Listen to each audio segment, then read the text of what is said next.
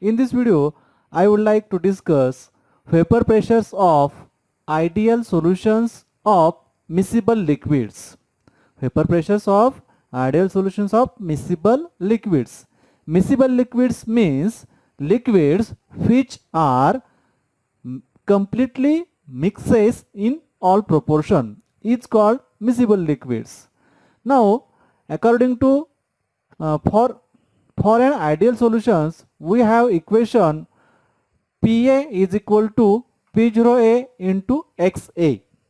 For component A, partial pressure PA is equal to vapor pressure of pure component A into mole fraction of component A. For component B, PB is equal to P0B into XB, and total pressure P is equal to PA plus PB, where this P0A and P0B are the vapor pressures of pure component A and B. P0A and P0B represents vapor pressure of pure component A and B.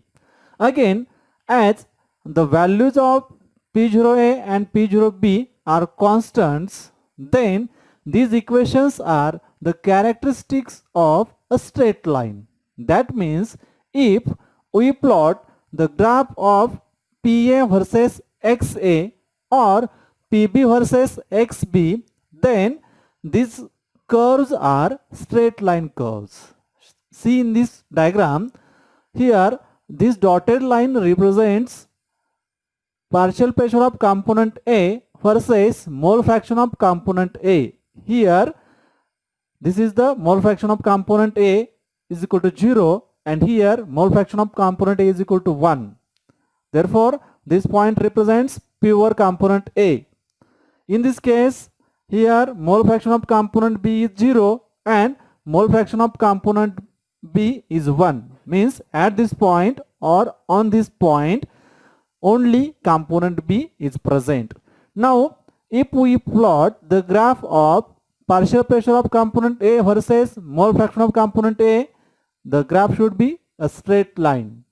Similarly, partial pressure of component B versus mole fraction of component B, this is also a straight line. Now, total pressure line is obtained by adding PA and PB, and this total pressure P is represented by this line, and total pressure is lie between the vapor pressure of pure component A and B. Total pressure always lie in between the vapor pressures of pure component A and pure component B. This P0A represents, as I stated before, this A represents the pure component A. At this point or on this line, any point represents only component A, and this vapor pressure is, at this point, this vapor pressure represents vapor pressure of pure component A. Similarly, at this point, this represents the vapor pressure of pure component B. Okay, this is about vapor pressure of ideal solutions of miscible liquids. Thank you. In this video, I would like to discuss vapor pressures of non-ideal solutions of miscible liquids. Vapor pressures of non-ideal solutions of miscible liquids. According to Raoult's law, non-ideal solution means solutions which does not obey Raoult's law are called real solutions or non-ideal solutions. Now, in order to see vapor pressures of non-ideal solutions, these are classified into three types: type 1, type 2, type 3. Let's discuss one by one. Non-ideal solution of type 1. So, vapor pressure diagram for non-ideal solution of type 1 is shown in diagram A. So, here in case of type 1 real solutions, vapor pressure shows a small deviation from Raoult's law or ideal behavior. So, here we see This dotted lines represents the ideal vapor pressure lines for given solutions, and this curved line shows deviations from ideal behavior. Means these lines represents vapor pressures of non-ideal solutions, and this shows small deviation from ideal lines. Again, in this case, this total pressure lie in between the vapor pressure of any of the pure component. Again, in case of type first real solutions,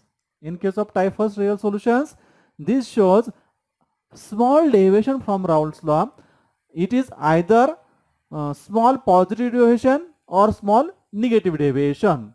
In case of type first solutions, we can observe either small positive deviation or small negative deviation. Okay, this is about vapor pressure of non-ideal solution of type first solution. Now examples for type 1 solutions: cyclopropane CCl4 and benzene toluene. These mixtures shows type 1 solutions for vapor pressures of non-ideal solutions. Now in case of type second, see here, real solutions of type second shows large positive deviation from ideal behavior or large positive deviations from Raoult's law. Here total vapor pressure rises and reaches to the maximum, which is above any of the vapor pressure of any of the pure component. Here suppose this is the vapor pressure of pure component A and this is the vapor pressure of pure component B, but this total pressure rises to the maximum and which is above the vapor pressure of any of the pure component. In this type second real solutions, this shows large positive deviation from the